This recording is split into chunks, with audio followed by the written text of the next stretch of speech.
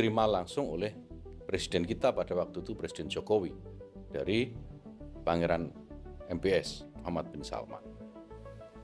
Nah, masalahnya ketika Presiden Jokowi menerima kuota tambahan 20.000 itu, tidak ada saya di sana. Presiden waktu itu didampingi oleh Menteri BUMN pada waktu itu Pak Erick Thohir, kemudian Menpora Pak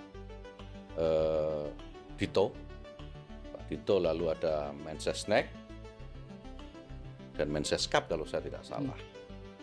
Saya tidak ada di situ. Seandainya saya ikut di situ, saya akan sampaikan kepada Presiden situasi di tahun 2023. Bahwa tambahan 20.000 itu akan sangat sulit sekali dicarikan layanan teknis yang paripurna. Seandainya.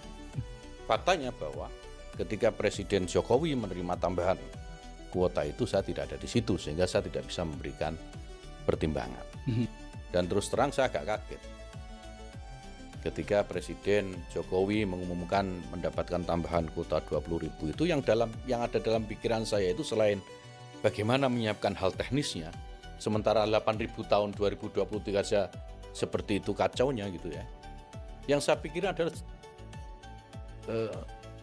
Presiden ini sedang bermasalah dengan saya atau melakukan kesalahan, sehingga ketika bicara soal penambahan kuota haji, kok saya nggak diajak gitu. Tidak pernah terpikir sedikit pun di dalam pikiran saya, di dalam hati saya, dalam ucapan saya, bahwa saya akan mengambil keuntungan dari proses pembagian kuota 50-50 itu. Jadi saya harus tegaskan, saya tidak menerima sepeser pun ya, dari proses pembagian kuota itu. Tidak ada.